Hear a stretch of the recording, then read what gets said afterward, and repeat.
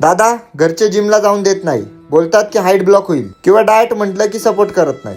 मला त्यांना एकच गोष्ट सांगायची आहे की तुमचा मुलगा काहीच चुकीची गोष्ट करत नाहीये. त्याला तुम्ही जिम लावू द्या, कारण जिम, फिटनेस किंवा कुठल्याही स्पोर्ट्सची जर त्याला आवड असेल तर ही खूप चांगली सवय आहे. डिसिप्लिन लागतो, कॉन्फिडन्स वाढतो आणि हेल्थ सुद्धा चांगली राहते.